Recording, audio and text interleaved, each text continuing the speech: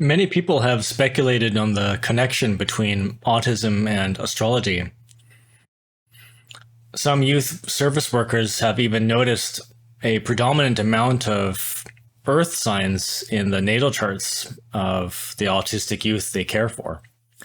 However, regardless of what you want to call these particular traits, or whether you consider them autistic or not, these are the ASD traits and their consequences that definitely exist in the earth element, or the melancholic analyst personality type in modern psychology.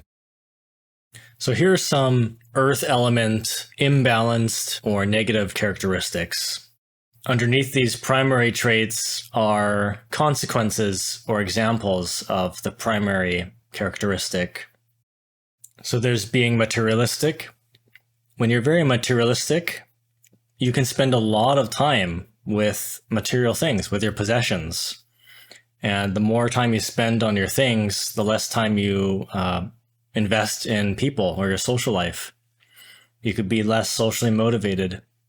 You prefer to spend time with your hobbies, your toys and your collectibles, music instruments, your tools, electronics, your computer, laboratory equipment if you're into science, or gardening, and more.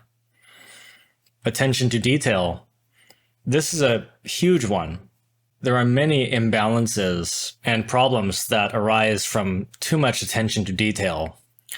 So these are perfectionism, which leads to being overly critical, insecure, easily and overly defensive and proud, exaggerated perception, and taking things too seriously because of a lack of seeing objects and situations in perspective with other things.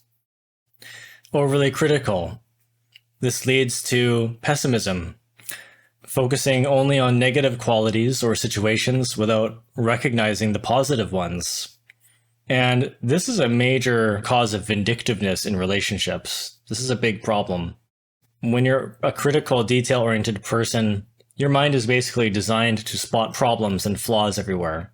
It's very easy to lose sight of good things, to lose awareness. We do this all the time. It's a major form of delusion to not stay positive and to not recognize the good things, to take a nice, sincere tone from someone as negative, like you think that they're scheming something against you, or you think that they don't really mean what they're saying, or you think they're looking down on you, even though their tone is sincere.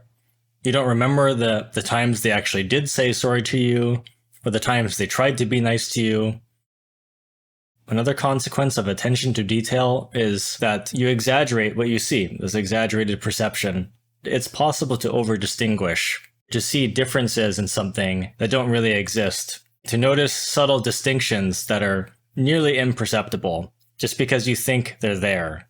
And it can lead to enchanting as well, where you develop an abnormal fascination with something or someone that others don't find as interesting or impressive, just because of some very minor detail or subtlety that you noticed in this thing. Attention to detail creates overthinking and analyzing. Overanalyzing creates worrying, and that leads to catastrophizing, or worrying about worst-case scenarios that are very unlikely to happen. And you notice people who are critical and worrying about worst-case scenarios will endlessly ramble to you. If you did something kind of wrong, you made a minor mistake around them, these are the people that will ramble on and on, giving you a big lecture about why you're not supposed to do that thing and all the different things that could happen that you know already that is redundant. It's that person on their dating profile who has this enormous page or more about themselves or what they think about the world, their worldview. And it's that person who writes a whole page worth responding to your Reddit question, rambling on with insignificant details or side stories. And consequently, these people have exceptional long-term memory of very particular things. A particular thing you said to them years ago, or a particular phrase that they heard in a movie. And what if you prefer to spend time alone? Well, consequently, there's the lack of practice socializing. And anybody who doesn't practice their social skills will develop a difficulty speaking up. It's very hard to speak up, especially when you're young, very young, you're developing before teenagehood and in teenagehood. It's very hard to speak up without enough practice. And same with emotion too. It can be very hard expressing emotion because you don't do it usually with words verbally. You do it in other ways. You use gestures and facial expressions. And of course, with less social experience, this makes you socially awkward. Earth signs are practical, and their mind is designed to be organized so that they can construct things with structure. This can make you very rigid in your routine. You could have a very monotonous lifestyle. You're very used to carrying out all your tasks for the day in some kind of system that you've established for yourself. You might have very precise speech habits, clinging to things like pronunciation and synonyms and spelling and grammar. It might be difficult deciding on the perfect phrasing of synonyms, choosing all the different words, all these different words that mean the same thing. How do you perfectly arrange these words together? You want to know how to do that well. And so sometimes you take longer to speak up. And furthermore, how can a mind that's designed to be practical and organized and structured not come with some negative quirks like OCD habits like labeling and categorizing and classifying things as your means of understanding the world? Having this strong urge to really understand where something fits in a category. If you're like building things, if you're an architect, or you might like to make cars, you want to know the size of things, you want to know the ratios, you want to know the size classes. And with this byproduct of rigidity, it's difficult to think outside the box. Earth signs are known to be narrow-minded. They have a restricted way of thinking, right? They have such a structured way of thinking that it can restrict them sometimes. So they're very good at following rules, step by step, following systems, and they like that, and they get used to it. But it's hard to think outside the box. It's hard to do things differently.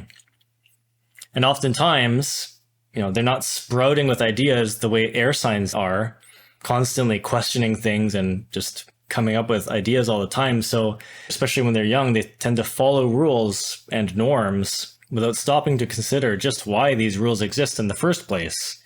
Why are they doing things in this way? They truly don't think as much in that way. But what if we just changed one word in the title of this Earth element characteristic chart here? We added the word autism.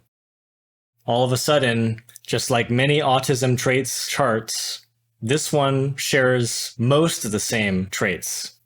Whether you want to call it autism or not, if you know anything about astrology, the Earth element has these imbalances. They are strangely similar to autistic traits.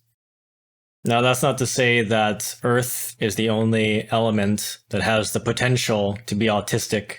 But I personally think that the feminine elements of earth and water share most of the similar traits with autism.